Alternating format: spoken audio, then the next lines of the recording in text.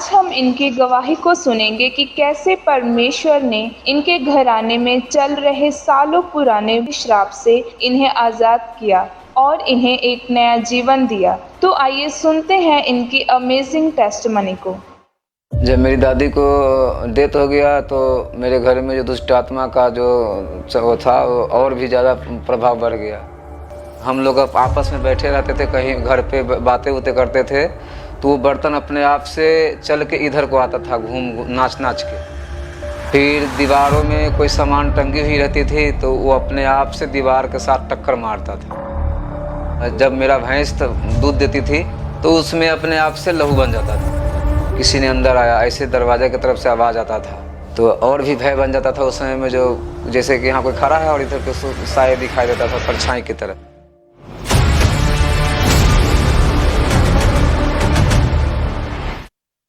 सबको जय मसीह की। मेरा नाम मिथिलेश है। मैं बिहार को रहने वाला हूँ, मधुबनी ज़िला का। मेरा गांव बिशनपुर है और मैं अपने जीवन को सबसे बड़ी गवाही देने जा रहा हूँ। अभी मेरी उम्र 40 साल का है।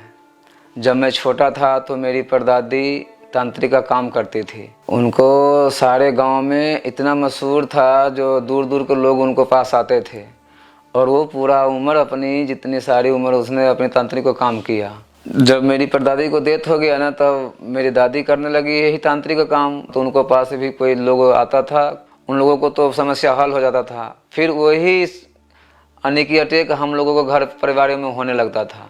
जब मेरी दादी को डेथ हो गया तो मेरे घर में जो दुष्ट आत्मा का जो वो था वो और भी ज़्यादा प्रभाव बढ़ गया। कभी कहीं से काम करके पैसे लेके आते थे तो उसको बक्सा में बंद करके रखता था, ताला लगा के, उसमें से पैसा गायब हो जाता था। ऐसा होता था कभी अनाज रखते थे ट्रंक में बंद करके, उस ट्रंक से अनाज भी राशन गायब हो जाता था, कम हो जाता था। उसमें से साइड साइड से खड़ा रहता था, बीच बीच से खाली हो जाता था। तो हम लोग अब आपस में बैठे रहते थे, कहीं घर पे बातें उतें करते थे तो वो बर्तन अपने आप से चल के इधर को आता था, घूम नाच नाच के।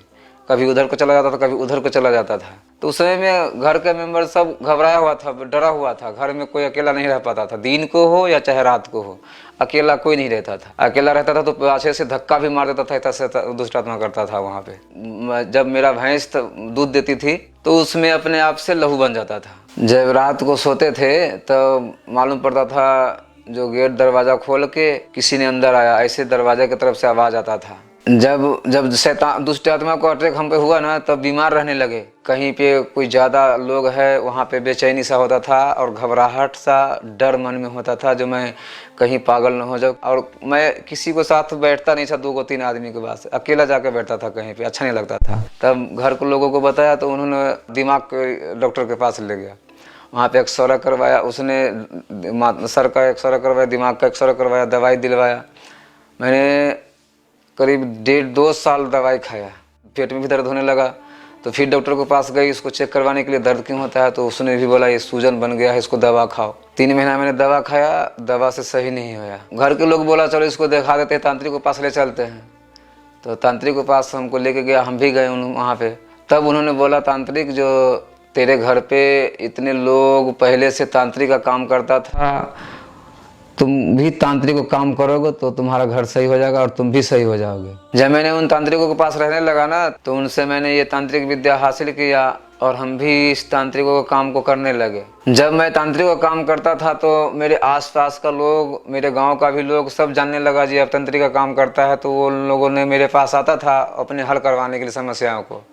तो उनको मैं समस्या हल कर देता था, लेकिन वो उनका समस्या हल होने के बाद मेरे घर पे शैतानों का अटैक होने, दुष्ट आत्मा का अटैक होता ही था। जब मैं तांत्रिक का काम करता था तो मेरे वाइफ के साथ भी झगड़ा होता था बहुत। तांत्रिक का काम के कारण मेरे वाइफ कई बार जहर भी पीने की कोशिश किया और उसने अपने हाथों में लेके।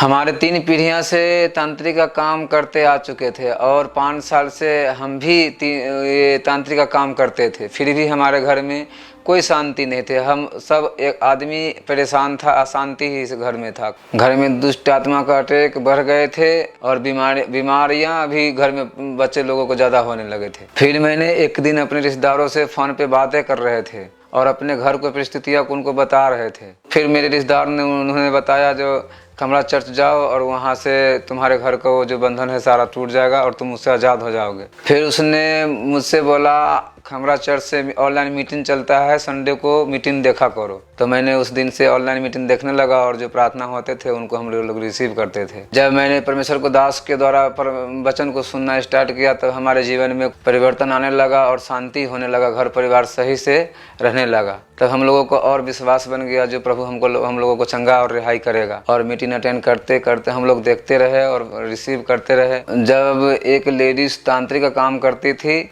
तो उनको लिए भी प्रार्थना किए प्रभु के दास ने, तो उन्होंने छुटकारा पाया। तो हम उन मीटिंग को भी देखे तो और भी मेरा विश्वास बन गया जो ये तांत्रिक वाले जब रिहाई छुटकारा हो गया तो हम भी हो सकते हैं। फिर हम खमरा चर्च से बने रहे और मीटिंग को अटेंड करते रहे। 21 मार्च 2021 को हम लोग जब घर में मीटिंग अटेंड कर रहे थे, संडे मीटिंग को देख रहे थे, उस दिन परमेश्वर के दास ने वंशों के श्रापों के लिए प्रार्थना किए। तो हम लोग उस दिन मीटिंग अटेंड कर रहे थे तो उस प्रार्थना को रिसीव किए। कमांड कर दो सब कर्सेस निकल जाएं, कमांड करता हूं कर्सेस जनरेशनल निकल जाएं यीशु मसीह के नाम में। होली गोस्ट 7 बार होली गोस्ट फायर करो, रिलीज करो, रिलीज करो, रिलीज करो, देखो क्या होता है। रिलीज करो Holi ghost, Holi ghost, Holi ghost. और उस दिन ही प्रभु के पवित्र आत्मा ने हमें टच किया और एकदम से देह में गर्माहट से महसूस हुआ और मुझे खेल आया। और खेल आने के बाद मैं नीचे गिर गया। नीचे गिरने के बाद फिर से मैं खड़ा होकर देखा तो मेरा देह पूरा हल्का सा हो गया था।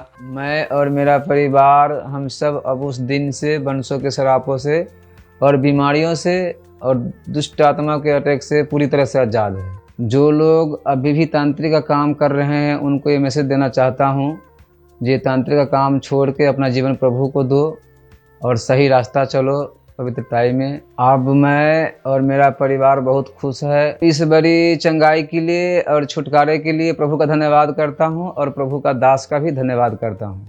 सबको जय मसीह।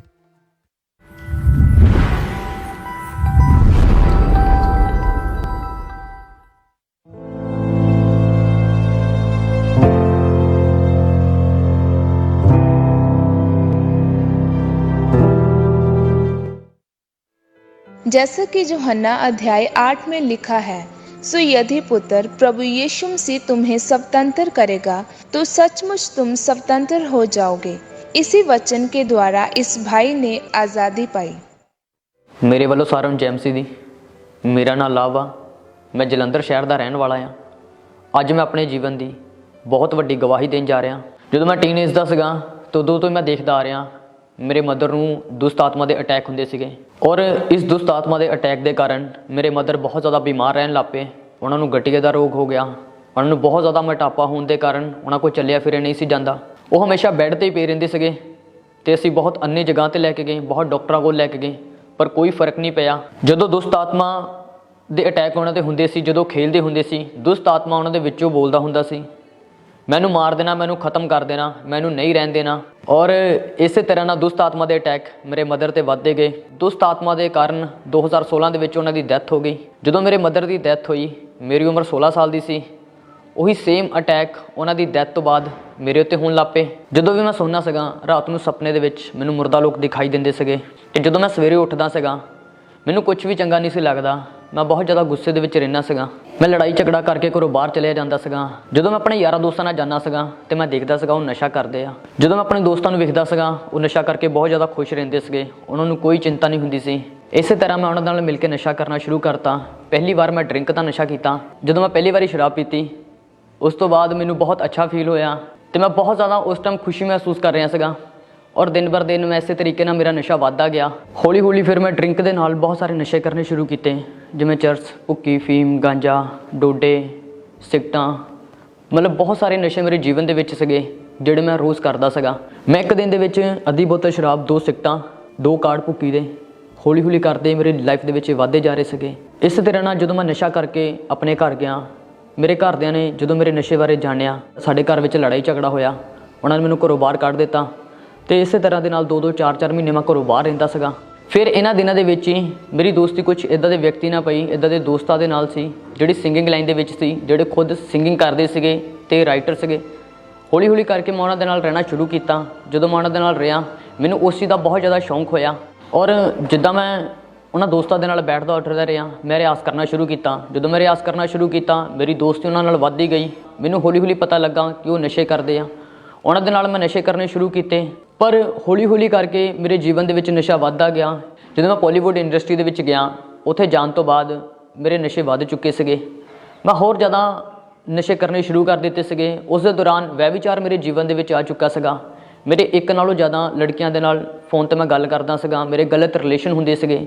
ਇਸੇ ਤਰ੍ਹਾਂ ਦੇ ਨਾਲ ਮੇਰੇ ਜੀਵਨ ਦੇ ਵਿੱਚ ਨਸ਼ਾ ਅਤੇ ਵਿਆਭਿਚਾਰ ਹੋਰ ਵੱਧ ਗਏ। ਮੈਂ ਡੈਵਲਿਸ਼ ਇੱਕ ਗਰੁੱਪ ਦੇ ਨਾਲ ਜੁੜ ਗਿਆ, ਅਤੇ ਜਦੋਂ ਮੈਂ ਉਸ ਗਰੁੱਪ ਦੇ ਨਾਲ ਜੁੜਿਆ ਮੇਰੇ ਜੀਵਨ ਦੇ ਵਿੱਚ ਮੈਨੂੰ ਬਹੁਤ ਜ਼ਿਆਦਾ ਪ੍ਰੋਬਲਮ ਦਾ ਸਾਹਮਣਾ ਕਰਨਾ ਪਿਆ, ਜਿਸ ਦੇ ਕਰਕੇ ਮੈਨੂੰ ਕੁਝ ਵੀ ਵਧੀਆ ਨਹੀਂ ਸੀ ਲੱਗਦਾ। ਮੈਨੂੰ ਖੁਦ ਨੂੰ ਆਪਣੇ ਆਪ ਨੂੰ ਇਸ ਤਰੀਕੇ ਨਾਲ ਲੱਗਦਾ ਸੀਗਾ ਕਿ ਮੈਂ ਧਰਤੀ 'ਤੇ ਸ਼ਾਇਦ ਮੇਰੇ ਦਿਨ ਬਹੁਤ ਘੱਟ ਨੇ, ਔਰ ਇਸੇ ਤਰੀਕੇ ਦੇ ਨਾਲ ਮੈਨੂੰ ਕੋਈ ਵੀ ਇਨਸਾਨ ਵਧੀਆ ਨਹੀਂ ਸੀ ਲੱਗਦਾ। ਹਰ ਵਾਰ ਮੇਰਾ ਲੜਾਈ ਜਾਂ ਝਗੜਾ ਕਿਸੇ ਨਾ ਕਿਸੇ ਨਾਲ ਹੁੰਦਾ ਸੀਗਾ, ਔਰ ਜਦੋਂ ਮੇਰਾ ਲੜਾਈ ਝਗੜਾ ਹੁੰਦਾ ਸੀਗਾ ਅਤੇ ਕਈ ਵਾਰ ਮੈਂ ਖੁਦ ਮਰਨ ਦੀ ਕੋਸ਼ਿਸ਼ ਕਰਦਾ ਸੀਗਾ। ਕਈ ਵਾਰ ਮੈਂ ਸਿਲੰਡਰ ਨੂੰ ਖੋਲ੍ਹਦਾ ਸੀਗਾ, ਕਈ ਵਾਰ ਮੈਂ ਆਪਣੇ ਹੱਥ ਦੀ ਨਸ ਕੱਟਦਾ ਸੀਗਾ। ਮੈਨੂੰ ਇਸ ਤਰੀਕੇ ਦੇ ਨਾਲ ਦੁਸ਼ਟ ਆਤਮਾ ਦੇ ਅਟੈਕ ਹੋਣੇ ਸ਼ੁਰੂ ਹੋ ਗਏ ਕਿ ਜਿਹੜਾ ਕੱਚਾ ਮਾਸ ਹੁੰਦਾ ਆ, ਮੇਰੇ ਘਰ ਬਾਰੇ ਜਦੋਂ ਕੱਚਾ ਚਿਕਨ ਲੈ ਕੇ ਆਉਂਦੇ ਸੀਗੇ, ਮੈਂ ਉਹਨੂੰ ਕੱਢ ਕੇ ਕਈ ਵਾਰੀ ਉਸ ਚੀਜ਼ ਨੂੰ ਮੈਂ ਕੱਚਾ ਖਾਣਾ ਸ਼ੁਰੂ ਕੀਤਾ। ਜਦੋਂ ਉਸ ਚੀਜ਼ ਨੂੰ ਮੈਂ ਕੱਚਾ ਖਾਂਦਾ ਹੁੰਦਾ ਸੀਗਾ ਅਤੇ ਕਈ ਵਾਰ ਮੇਰੇ ਘਰ ਦੇ ਜਦੋਂ ਕਦੇ ਬਾਹਰ ਜਾਂਦੇ ਹੁੰਦੇ ਸੀਗੇ ਅਤੇ ਮੇਰਾ ਲਹੂ ਪੀਣ ਨੂੰ, ਜਦੋਂ ਕੱਚਾ ਬਲੱਡ ਕਹਿੰਦੇ ਆ, ਉਸ ਚੀਜ਼ ਨੂੰ ਪੀਣ ਦਾ ਬਹੁਤ ਜ਼ਿਆਦਾ ਮਨ ਕਰਦਾ ਸੀਗਾ ਮੇਰਾ। ਔਰ ਮੇਰੀ ਸੋਚ ਇੱਦਾਂ ਦੀ ਬਣ ਚੁੱਕੀ ਸੀ ਕਿ ਮੈਨੂੰ ਖੁਦ ਨੂੰ ਨਹੀਂ ਸਮਝ ਆ ਰਿਹਾ ਸੀਗਾ ਇਹ ਮੇਰੇ ਨਾਲ ਹੋ ਕੀ ਰਿਹਾ, ਔਰ ਇਸੇ ਤਰੀਕੇ ਦੇ ਨਾਲ ਅਟੈਕ ਮੇਰੇ 'ਤੇ ਵੱਧਦੇ ਜਾ ਰਹੇ ਸੀਗੇ। ਮੈਂ ਬਹੁਤ ਵਾਰੀ ਇਹਨਾਂ ਚੀਜ਼ਾਂ ਦੇ ਵਿੱਚੋਂ ਨਿਕਲਣ ਦੀ ਕੋਸ਼ਿਸ਼ ਕੀਤੀ, ਪਰ ਮੈਂ ਕਦੇ ਵੀ ਇਹਨਾਂ ਚੀਜ਼ਾਂ ਦੇ ਵਿੱਚੋਂ ਨਿਕਲ ਨਹੀਂ ਪਾਇਆ। ਔਰ ਇਸੇ ਤਰ੍ਹਾਂ ਦੇ ਨਾਲ ਮੈਂ ਜਿੰਨਾ ਵੀ ਬਾਲੀਵੁੱਡ ਇੰਡਸਟਰੀ 'ਚੋਂ ਪੈਸਾ ਕਮਾਉਣਾ ਸੀਗਾ, ਮੈਂ ਸਾਰਾ ਨਸ਼ਿਆਂ 'ਤੇ ਖਰਾਬ ਕਰਦਾ ਸੀਗਾ। ਔਰ ਕਈ ਵਾਰ ਪੈਸਾ ਮੁੱਕ ਜਾਣ ਦੇ ਕਰਕੇ ਮੈਂ ਆਪਣਾ ਫ਼ੋਨ ਕਈ ਵਾਰ ਵੇਚ ਦੇਣਾ ਸੀਗਾ, ਜਾਂ ਮੈਂ ਕਿਸੇ ਯਾਰ ਦੋਸਤ ਦਾ ਫ਼ੋਨ ਵੇਚ ਦੇਣਾ। ਔਰ ਕਈ ਵਾਰੀ ਰਾਤ ਨੂੰ ਪੂਰੀ ਰਾਤ ਘਰੋਂ ਬਾਹਰ ਰਹਿਣਾ ਕਿ ਲੁੱਟਮਾਰ ਕਰਨ ਦੇ ਲਈ। ਜਦੋਂ ਇਹਨਾਂ ਚੀਜ਼ਾਂ ਨੂੰ ਮੈਂ ਕਰਦਾ ਸੀਗਾ, ਕਈ ਵਾਰੀ ਕਬਰਸਤਾਨ ਦੇ ਵਿੱਚ ਜਾਣਾ। ਇਹੀ ਚੀਜ਼ਾਂ ਕਰਕੇ ਮੈਂ ਬਹੁਤ ਜ਼ਿਆਦਾ ਪਰੇਸ਼ਾਨ ਰਹਿ ਚੁੱਕਾ ਸੀਗਾ। ਮੈਂ ਆਪਣੀ ਜ਼ਿੰਦਗੀ ਤੋਂ ਬਹੁਤ ਜ਼ਿਆਦਾ ਤੰਗ ਆ ਚੁੱਕਾ ਸੀ, ਨਸ਼ੇ ਤੋਂ, ਵਿਆਭਿਚਾਰ ਤੋਂ। ਮੈਂ ਇਹਨਾਂ ਚੀਜ਼ਾਂ ਨੂੰ ਛੱਡਣਾ ਚਾਹੁੰਦਾ ਸੀ, ਪਰ ਮੈਂ ਛੱਡ ਨਹੀਂ ਸੀ ਪਾ ਰਿਹਾ। ਇੱਕ ਦਿਨ ਇੱਦਾਂ ਹੀ ਮੈਂ ਉਦਾਸ ਸੀਗਾ ਅਤੇ ਇੱਕ ਸਿਸਟਰ ਨੇ ਮੈਨੂੰ ਪੁੱਛਿਆ ਕਿ ਤੂੰ ਉਦਾਸ ਕਿਉਂ ਆ। ਮੈਂ ਉਹਨਾਂ ਨੂੰ ਦੱਸਿਆ ਕਿ ਮੈਂ ਨਸ਼ੇ ਛੱਡਣਾ ਚਾਹੁੰਦਾ ਆ, ਮੈਂ ਇਹਨਾਂ ਸੰਗਤੀਆਂ ਵਿੱਚੋਂ ਬਾਹਰ ਆਉਣਾ ਚਾਹੁੰਦਾ ਆ, ਪਰ ਮੈਂ ਨਹੀਂ ਆ ਪਾ ਰਿਹਾ। ਉਸ ਸਿਸਟਰ ਨੇ ਫਿਰ ਮੈਨੂੰ ਖੰਬਰਾ ਚਰਚ ਦੇ ਬਾਰੇ ਦੱਸਿਆ ਕਿ ਉੱਥੇ ਲੋਕ ਦੁਸ਼ਟ ਆਤਮਾ ਤੋਂ ਆਜ਼ਾਦ ਹੁੰਦੇ ਆ, ਵਿਆਭਿਚਾਰ ਤੋਂ ਆਜ਼ਾਦ ਹੁੰਦੇ ਆ, ਨਸ਼ੇ ਤੋਂ ਆਜ਼ਾਦ ਹੁੰਦੇ ਆ, ਕਿ ਤੂੰ ਵੀ ਇੱਕ ਵਾਰ ਜਾ, ਤੂੰ ਵੀ ਆਜ਼ਾਦ ਹੋਏਗਾ। ਉਸ ਸਿਸਟਰ ਦੇ ਕਹਿਣ 'ਤੇ ਮਈ 2021 ਵਿੱਚ ਮੈਂ ਪਹਿਲੀ ਵਾਰ ਖੰਬਰਾ ਚਰਚ ਆਇਆ। ਜਦੋਂ ਮੈਂ ਗਵਾਹੀਆਂ ਨੂੰ ਸੁਣਿਆ, ਮੈਂ ਦੇਖਿਆ ਲੋਕ ਬਹੁਤ ਸਾਰੇ ਆਜ਼ਾਦ ਹੋ ਰਹੇ ਆ, ਅਤੇ ਮੈਂ ਸੋਚਿਆ ਮੈਂ ਵੀ ਇੱਥੋਂ ਜ਼ਰੂਰ ਆਜ਼ਾਦ ਹੋ ਕੇ ਜਾਵਾਂਗਾ। ਫਿਰ ਲਗਾਤਾਰ ਮੈਂ ਖੰਬਰਾ ਚਰਚ ਆਉਣਾ ਸ਼ੁਰੂ ਕੀਤਾ। 22 ਅਗਸਤ 2021 ਨੂੰ ਮੈਂ ਖੰਬਰਾ ਚਰਚ 'ਚ ਸੀਗਾ। ਖੁਦਾ ਦੇ ਦਾਸ ਵਿਆਭਿਚਾਰ ਦੀ, ਨਸ਼ੇ ਦੀ, ਦੁਸ਼ਟ ਆਤਮਾ ਦੀ ਸਪਿਰਿਟ ਨੂੰ ਡਾਂਟ ਰਹੇ ਸੀ। ਉਸ ਪ੍ਰਾਰਥਨਾ ਨੂੰ ਮੈਂ ਆਪਣੇ ਲਈ ਰਿਸੀਵ ਕੀਤਾ। दुष्ट आत्मा, व्यभिचार की, जादू की, टोने की, अशुद्धता की, नशे की, व्यभिचार की, कम आउट, निकल आए, निकल आए, निकल आए, निकल आए। सांप की दुष्ट आत्माएं, जानवरों की गंदी दुष्ट आत्माएं, अटैक करने वाली, गलत काम करने वाली, कम आउट, आउट, आउट। ਜਦੋਂ ਮੈਂ ਉਸ ਪ੍ਰਾਰਥਨਾ ਨੂੰ ਆਪਣੇ ਲਈ ਗ੍ਰਹਿਣ ਕੀਤਾ, ਪਰਮੇਸ਼ਵਰ ਦੇ ਆਤਮਾ ਨੇ ਮੈਨੂੰ ਛੂਇਆ। ਮੈਨੂੰ ਉਸ ਟਾਈਮ ਆਪਣੀ ਬੋਡੀ ਵਿੱਚ ਬਹੁਤ ਹਲਕਾਪਨ ਮਹਿਸੂਸ ਹੋਇਆ। ਮੈਨੂੰ ਇਸ ਤਰੀਕੇ ਨਾਲ ਲੱਗਾ ਕੋਈ ਕਾਲੀ ਪਰਛਾਈ ਮੇਰੀ ਬੋਡੀ ਵਿੱਚੋਂ ਨਿਕਲ ਕੇ ਗਈ ਆ। ਉਸੇ ਦਿਨ ਮੈਂ ਘਰੇ ਜਾ ਕੇ ਆਪਣੇ ਆਪ ਨੂੰ ਚੈੱਕ ਕੀਤਾ। ਮੈਂ ਨਸ਼ਾ ਕਰਨ ਦੀ ਕੋਸ਼ਿਸ਼ ਵੀ ਕੀਤੀ, ਮੈਂ ਬਿਲਕੁਲ ਨਸ਼ਾ ਨਹੀਂ ਸੀ ਕਰ ਪਾ ਰਿਹਾ। ਉਸੇ ਦਿਨ ਤੋਂ ਬਾਅਦ ਮੈਂ ਬਿਲਕੁਲ ਫ੍ਰੀ ਹੋ ਚੁੱਕਾ ਸੀਗਾ। ਹੁਣ ਮੈਂ ਕੋਈ ਡਰਿੰਕ ਦਾ ਨਸ਼ਾ ਨਹੀਂ ਕਰਦਾ, ਕੋਈ ਸਿਗਰਟ ਦਾ ਨਸ਼ਾ ਨਹੀਂ ਕਰਦਾ, ਕੋਈ ਚਰਸ, ਫੀਮ ਫੂਕੀ, ਕੋਈ ਨਸ਼ਾ ਨਹੀਂ ਕਰਦਾ। ਅਤੇ ਹੁਣ ਮੈਂ ਬੈਪਟਾਈਜ਼ ਲੈ ਚੁੱਕਾ ਹਾਂ। ਮੈਂ ਆਪਣਾ ਜੀਵਨ ਪ੍ਰਭੂ ਨੂੰ ਦੇ ਚੁੱਕਾ ਹਾਂ। ਹੁਣ ਨਾ ਮੈਂ ਵਿਆਭਿਚਾਰ 'ਚ ਹਾਂ, ਨਾ ਮੈਂ ਬਲਿਊ ਮੂਵੀਜ਼ ਦੇਖਦਾ, ਨਾ ਮੈਂ ਕੋਈ ਗਲਤ ਕੰਮ ਕਰਦਾ। ਹੁਣ ਮੇਰਾ ਜੀਵਨ ਪੂਰੀ ਤਰ੍ਹਾਂ ਖੁਦਾ ਦੇ ਚੇਂਜ ਕਰ ਦਿੱਤਾ। ਹੁਣ ਮੈਂ ਆਪਣੀ ਲਾਈਫ ਦੇ ਵਿੱਚ ਬਹੁਤ ਜ਼ਿਆਦਾ ਖੁਸ਼ ਹਾਂ ਅਤੇ ਆਨੰਦਿਤ ਹਾਂ। ਹੁਣ ਮੈਨੂੰ ਕੋਈ ਦੁਸ਼ਟ ਆਤਮਾ ਦੇ ਅਟੈਕ ਨਹੀਂ ਹੁੰਦੇ, ਕੋਈ ਮੁਰਦਾ ਲੋਕ ਮੈਨੂੰ ਦਿਖਾਈ ਨਹੀਂ ਦਿੰਦੇ, ਕੋਈ ਗੁੱਸਾ ਮੈਨੂੰ ਨਹੀਂ ਆਉਂਦਾ। ਹੁਣ ਮੈਂ ਪੂਰੀ ਤਰ੍ਹਾਂ ਦੇ ਨਾਲ ਆਜ਼ਾਦ ਹੋ ਚੁੱਕਾ। ਜਿੰਨੀ ਵੀ ਅੱਜ ਦੀ ਨੌਜਵਾਨ ਪੀੜ੍ਹੀ ਨਸ਼ੇ 'ਚ ਆ, ਵਿਆਭਿਚਾਰ 'ਚ ਆ, ਮੈਂ ਉਹਨਾਂ ਨੂੰ ਇਹੀ ਕਹਿਣਾ ਚਾਹੁੰਦਾ ਹਾਂ, ਜਿਸ ਤਰੀਕੇ ਨਾਲ ਪਰਮੇਸ਼ਵਰ ਨੇ ਮੈਨੂੰ ਹੀਲ ਕੀਤਾ, ਮੈਨੂੰ ਆਜ਼ਾਦ ਕੀਤਾ, ਉਸੇ ਤਰੀਕੇ ਨਾਲ ਪਰਮੇਸ਼ਵਰ ਤੁਹਾਨੂੰ ਵੀ ਆਜ਼ਾਦ ਕਰੇਗਾ। ਜਿਸ ਤਰ੍ਹਾਂ ਬਾਈਬਲ ਦੇ ਵਿੱਚ ਲਿਖਿਆ ਕਿ ਯਹੋਵਾ ਸੰਪੂਰਨ ਛੁਟਕਾਰਾ ਦੇਣ ਵਾਲਾ ਪਰਮੇਸ਼ਵਰ ਆ, ਔਰ ਜਿਸ ਤਰੀਕੇ ਨਾਲ ਪਰਮੇਸ਼ਵਰ ਨੇ ਮੈਨੂੰ ਛੁਟਕਾਰਾ ਦਿੱਤਾ, ਉਸੇ ਤਰੀਕੇ ਨਾਲ ਤੁਹਾਨੂੰ ਸਭਨਾਂ ਨੂੰ ਛੁਟਕਾਰਾ ਦੇਗਾ। ਇਸ ਵੱਡੇ ਛੁਟਕਾਰੇ ਦੇ ਲਈ ਮੈਂ ਖੁਦਾ ਦਾ ਧੰਨਵਾਦ ਕਰਦਾ ਹਾਂ। ਮੈਂ ਪ੍ਰਭੂ ਦੇ ਦਾਸ ਦਾ ਧੰਨਵਾਦ ਕਰਦਾ ਹਾਂ। ਮੇਰੇ ਵੱਲੋਂ ਸਾਰਿਆਂ ਨੂੰ ਜੈ ਮਸੀਹ ਦੀ। तारीफ करें सब जन, जोर से तालियों के साथ अपने हाथों को हिलाएं। थैंक यू जीसस बोलते हैं ऊंची आवाज में, परमेश्वर की तारीफ करें। कितने जन आनंदित है आप में से आज आप जीवित परमेश्वर की जीवित हजूरी में बिलीव करके जाएं। आज आप सेम वापस नहीं जाने वाले यीशु मसीह के नाम में आई बिलीव करें। आपकी डिलीवरेंस का, आपकी हीलिंग और आपकी गवाही का दिन है यीशु मसीह के सामर्थी नाम में। इन टेस्टमनीज को, गवाहियों को आपने ध्यान से आत्मा में विश्वास के साथ ग्रहण करना है कि कैसे परमेश्वर ने लोगों को हील किया, इनको ब्लेस किया। जब आप ध्यान से सुनेंगे, आप बिलीव करेंगे कि अगर परमेश्वर इन्हें हील कर सकता है, इन्हें छुड़ा सकता है, तो परमेश्वर मुझे भी चंगा कर सकता है। तो ध्यान से और विश्वास से और आत्मा से इन टेस्टमनीज को आपने रिसीव करना है। बहन, क्या नाम है आपका? मेरा नाम सुनीता भारद्वाज है। कहाँ के रहने वाले आप? मैं जलंधर शहर पिंड रंधावा मसंदा की रहने वाली हूँ। पिछले 16 साल से आपके ऊपर दुष्ट आत्मा के अटैक हो रहे थे। हाँ जी ब्रदर। क्या क्या होता था? खुल के अपनी गवाही के बारे में बताएं आप। दुष्ट आत्मा के अटैक ऐसे थे, जब मैं 12-13 साल की थी, उधर मेरे गंदे सपने आते थे। दुष्ट आत्मा मेरे साथ गलत रिलेशन बनाती थी। फिर वो करके मुझे गुस्सा आता था, चिड़चिड़ापन, मैं अकेला महसूस करती थी और अकेला रहना पसंद करती थी। और दुष्ट आत्मा आपसे आपका नाम लेकर आपको आवाज लाकर बुलाता था। क्या क्या बोलता था आपको? बोलता था कि मैं तुझे मार देना, मैं अपने साथ तुझे ले जाना। और इसी वजह से दुष्ट आत्मा के अटैक जब बढ़ने लगे तो आपके पीरियड्स जो थे वो इरेगुलर हो गए थे। हाँ जी। 1.5-2 महीने के बाद पीरियड्स आते थे। हाँ जी। और आपकी बॉडी जो थी बहुत ज्यादा कमजोर हो चुकी थी। हाँ जी। ब्लड के क्लॉट्स बन कर निकलते थे। हाँ जी। और आप डॉक्टर के पास गए कभी?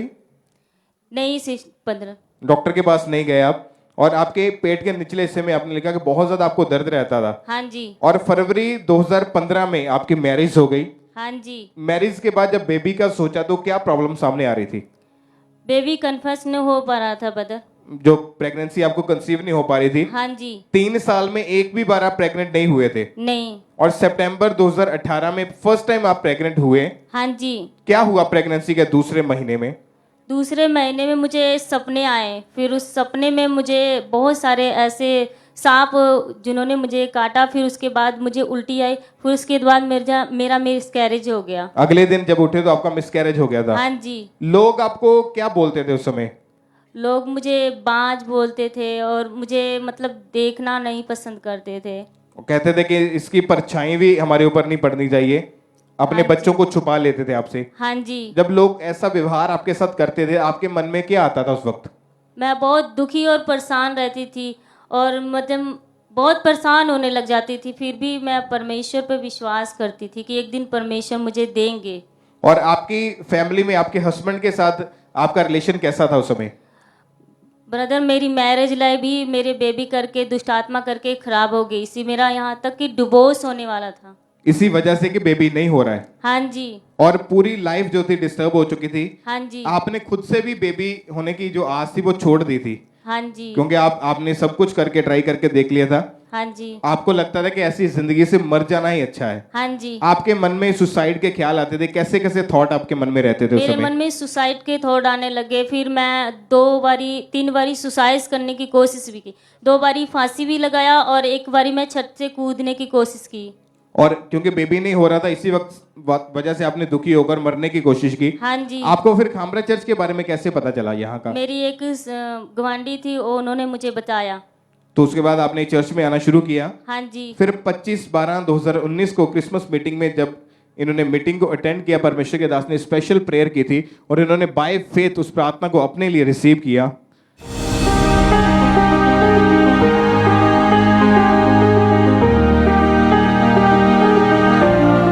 आज लास्ट डे आपके श्राप का। आज आप बात मेरी नोटिस करना। अगर यीशु मसीह को यहां बसा के गए, जिनके बेबी आईवीएफ से भी नहीं हुए, आप रिसीव करके जाओगे। आज आपने टेस्टिमनी सुनी होगी, अगले क्रिसमस में आप टेस्टिमनी देते होंगे यहां पे आके खुद। मैं सच कह रहा हूं, आज हीलिंग के लिए मुझे प्रार्थना करने की जरूरत नहीं पड़ेगी। आप हील हो चुके होंगे, डिलीवर हो चुके होंगे। आप बताएं, जब आपने विश्वास के साथ इस प्रार्थना को जब अपने लिए रिसीव किया, क्या हुआ उसके बाद आपके जीवन में? सिस्टर, ब्रदर, ऐसा लगा मुझे कि मुझे जो परमेश्वर के दास ने जो वर्ड बोले वो मेरे लिए और मुझे मिल चुका है। और अगले 1 हफ्ते के बाद मैं प्रेग्नेंट हुई।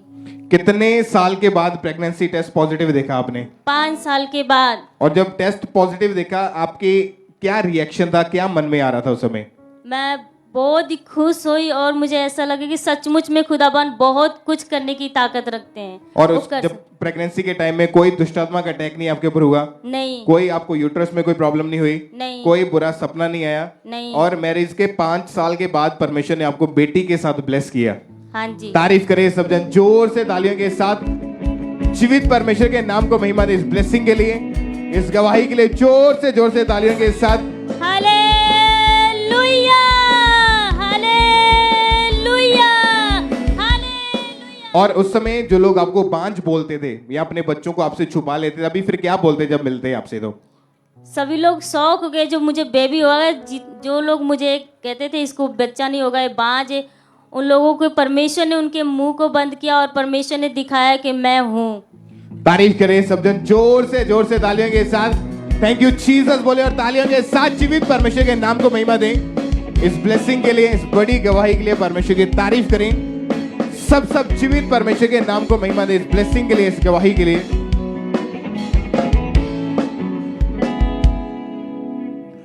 इस सिस्टर का नाम कुलविंदर कौर है और ये हरियाणा से हैं। इस बहन की गवाही है कि पिछले 15 साल से इस बहन को सांस लेने में, नाक से सांस लेने में बहुत ज्यादा परेशानी थी। सिस्टर आप खुद बताएं क्या परेशानी थी, क्या दिक्कत थी आपको? ब्रदर मेरे ना दोनों नाक की साइड से ना मांस बड़ा हुआ था, सांस लेने में बहुत दिक्कत आती थी और नाक बंद ही रहती थी। जब दवाई खाती थी तब सांस आती थी, नहीं तो बिल्कुल बंद ही रहता था और पानी टपकता रहता था। इस बीमारी के कारण क्या क्या दिक्कतें, क्या परेशानियां आपकी लाइफ में आ रही थी आपको? ब्रदर मैं बहुत परेशान होती थी, मेरे से कामकाज नहीं होता था और जैसे धूल मिट्टी वाला काम करती थी तो सर में दर्द होता था, आंखों में बहुत दर्द होता था और मेरी हालत खराब रहती थी, सो भी नहीं पाती थी ब्रदर मैं। और सिस्टर फिर जब आप डॉक्टर के पास गए, डॉक्टर को दिखाया, क्या कहा डॉक्टर ने? ब्रदर डॉक्टर दवाई देते रहे, 14-15 साल मैंने दवाई खाई थी पर दवाई से कोई आराम नहीं आया और डॉक्टर ने फिर ऑपरेशन के लिए बोला और ऑपरेशन के बाद भी वो कह रहे थे कि कोई गारंटी नहीं है, आपको लाइफ टाइम दवाई खानी पड़ेगी। डॉक्टर कह रहे थे कि ऑपरेशन कर देंगे मगर कोई गारंटी नहीं है जी कि ब्रदर, ये बीमारी आपकी ठीक हो जाएगी। जी ब्रदर, वो कहते थे कि लाइफ टाइम दवाई खानी पड़ेगी। और इन 15 सालों में आपने कितने डॉक्टर बदले? ब्रदर 10 से 15 डॉक्टर बदले। मेडिसिन खाते रहे? जी ब्रदर। कहीं से कोई आराम नहीं आ रहा था नहीं आपको? ब्रदर। और जब भी किसी की भी डॉक्टर के पास जाते वो वही कहते थे कि आपको ऑपरेशन करवाना पड़ेगा, जी पर ब्रदर। हम गारंटी नहीं लेते हैं। जी ब्रदर। और इस रोग के कारण ना तो धूल मिट्टी में और ना घर में भी, रसोई में भी कोई भी काम नहीं कर पाते थे आप। जी ब्रदर। धीरे धीरे हालात खराब हो रहे थे, कंडीशन खराब हो रही थी। जी ब्रदर। क्या क्या मन में आता था उस समय आपके? ब्रदर मेरे को यही लगता था कि मैं इतने साल हो गए दवाइयाँ खाते हुए बट मैं ठीक ही नहीं हो रही, मेरा विश्वास ही नहीं था कि मैं कभी ठीक हो पाऊंगी। आप दुखी और परेशान रहते थे? जी ब्रदर। बहुत दुखी थे क्योंकि 15 साल लगातार आपने मेडिसिन खाई है। जी ब्रदर। और फिर उस समय आपको चर्च के बारे में कैसे पता चला सिस्टर? ब्रदर मैं फोन पे यूट्यूब पे देखती थी ऑनलाइन। यूट्यूब के द्वारा इस बहन को खामरा चर्च के बारे में पता चला। इन्होंने लगातार मीटिंग को देखना शुरू किया। आपने मीटिंग को देखा, गवाहियों को सुना, वचन सुना, क्या आया मन में? ब्रदर मैं सबकी हीलिंग देखती थी तो मेरे को ऐसे लगा कि मैं वहां जाके ठीक हो जाऊंगी। फिर मैं ऐसे ऐसे करके मैं यहाँ पर चर्च में आई और फिर मैं यहाँ मतलब गवाहियाँ सुनती थी, मेरा फेथ और बढ़ता था।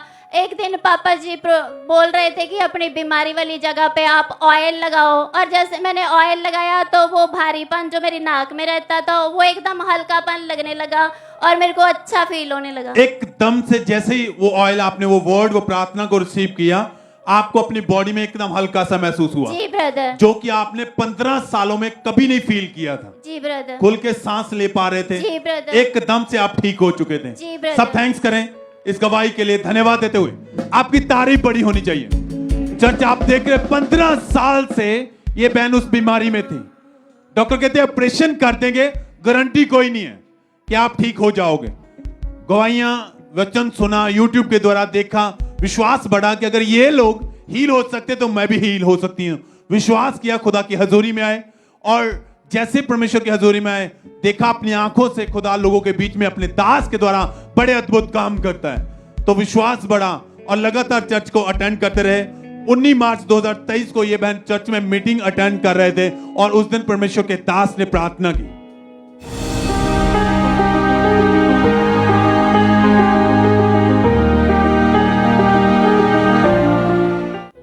उस ऑयल को निकालो, अपनी बॉडी पे लगाओ। उससे पहले लगाओ, अपनी बॉडी को अनॉइंट करो। खुदाबंद का रूह कह रहे, अपनी बॉडी को मसा करो। अपने पैरों को, हाथों को, स्टमक को, चेस्ट को, जहां दिक्कत है। और सिस्टर जैसे ही आपने उस प्रार्थना को, उन वर्ड को रिसीव किया, ऑयल अप्लाई किया, क्या हुआ उसके बाद फिर? ब्रदर उस दिन से मैं बिल्कुल ठीक हूँ, ठीक से सांस ले पा रही हूँ।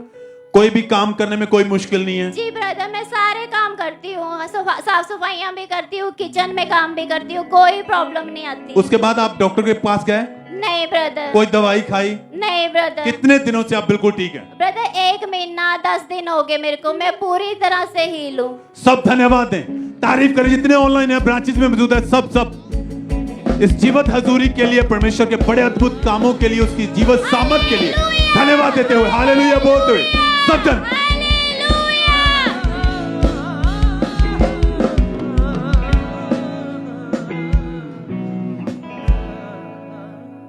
इस भाई का नाम गुरचरण सिंह है और ये फिरोजपुर के रहने वाले हैं।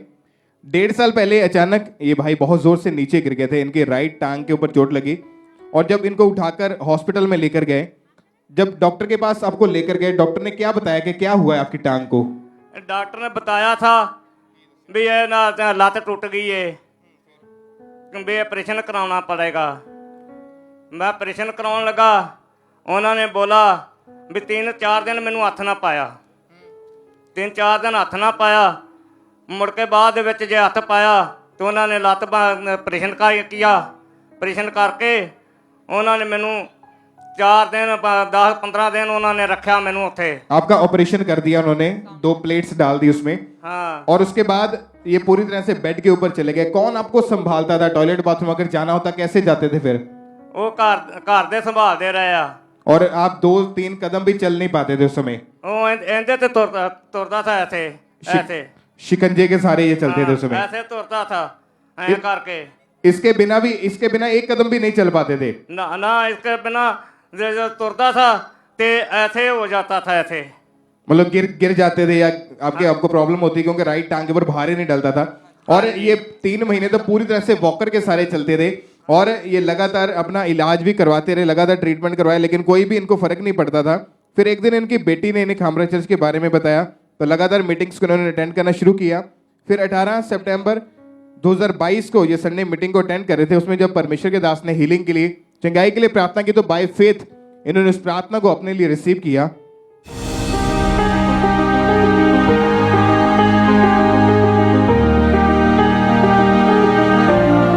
मैं प्रार्थना करता हूं जितने रोगी हैं, मैं प्रार्थना करता हूं जितने हड्डियों के रोगी हैं, व्हीलचेयर के रोगी हैं, शिकंजों के रोगी हैं, स्किन के रोगी हैं, रीढ़ की हड्डी के रोगी हैं, एक्सीडेंट रोगी हैं, चंगे हो जाओ। यहोवा यीशु मसीह के नाम में चंगे हो जाओ। और उस समय जब आपने विश्वास के साथ इस प्रार्थना को अपने लिए रिसीव किया, क्या हुआ उसके बाद? प्रार्थना को रिसीव करने के बाद रिसीव करने के बाद गुड़िया मेरी ने बताया मेरे डैडी तुसी उत्थे जाओ, प्रभु तुहाडे ते हथ रखेगा। जे असीं उत्थे मनन लगे प्रभु ने मैनू 4-5 महीने 7 महीने में प्रभु ने मैनू तोड़ दिया। और जिस दिन प्रार्थना को रिसीव किया उसके बाद आप पूरी तरह से हील हो चुके थे, चंगे हो चुके थे? हाँ, प्रभु के आसरे ते असीं हील हो चुके हैं, चंगे हो चुके हैं। और उसके बाद कभी इस शिकंजे का सहारा नहीं लिया आपने? अब चल के दिखाएं, इसके बिना चल के दिखाएं। शिकंजा जड़ा सी मैं ऐसे कर दिया ते बाद दे विच मैं ऐसे तुरने लग पिया है। तारीफ करें सब जन, जोर से तालियों के साथ जीवित परमेश्वर के नाम को महिमा दे। इस हीलिंग के लिए, इस चंगाई के लिए जोर से तालियों के साथ अपने हाथों को हिलाते हुए थैंक यू जीसस बोले और जीवित परमेश्वर के नाम को महिमा दे। और उस दिन के बाद आज 7 महीने हो चुके हैं, ये भाई पूरी तरह से हील हो चुके हैं। उसके बाद कभी इस वॉकर के शिकंजे का सहारा नहीं लिया और परमेश्वर ने इस भाई को हील किया, इनकी टूटी हड्डी को जोड़ा और आज ये भाई पूरी तरह से हील। एक बार जोर से तालियों के साथ हालेलुया बोले और जीवित परमेश्वर के नाम को महिमा दे। हालेलुया। सब जीवित परमेश्वर की तारीफ करें। थैंक यू जीसस बोले और ऊंची आवाज में तालियों के साथ परमेश्वर के नाम को महिमा दे। आइए हम पटियाला चर्च ब्रांच से इस गवाही को सुनेंगे। इस बहन का नाम कंचन है और ये गवाही इनकी बेटी की है जिसकी उम्र अभी 12 साल की है और 2 साल पहले इनकी बेटी खेलते समय बेड से अचानक से नीचे गिर गई और गिरने के कारण इनकी बेटी की लेफ्ट एल्बो यानी कि कोहनी के ऊपर चोट लग गई और उसके बाद से इनकी बेटी लेफ्ट बाजू को बिल्कुल भी मूव नहीं कर पाती थी और बहुत ज़्यादा भयंकर दर्द रहती थी।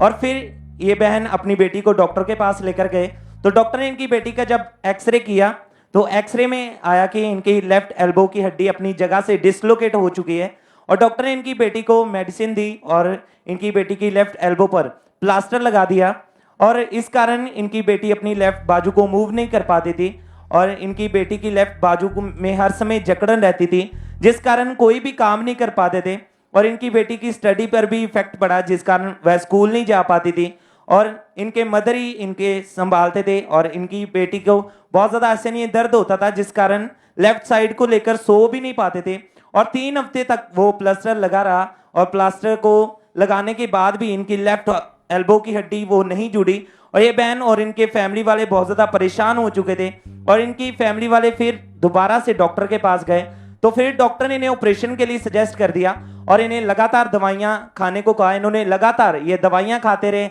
लगातार फिजियोथेरेपीज भी करवाई लेकिन कोई भी फर्क नहीं पड़ा।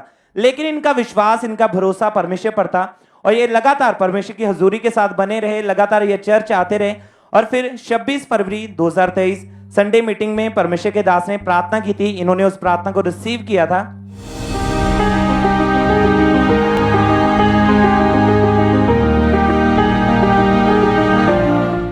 मसीह के नाम में कमांड करता हूं, हर एक रोगी, हर एक बीमार यीशु मसीह के सामर्थ्य नाम में चंगाई को हासिल करे। Be healed in Jesus name. हड्डियों में चंगे हो जा। Be healed in the mighty name of Jesus Christ.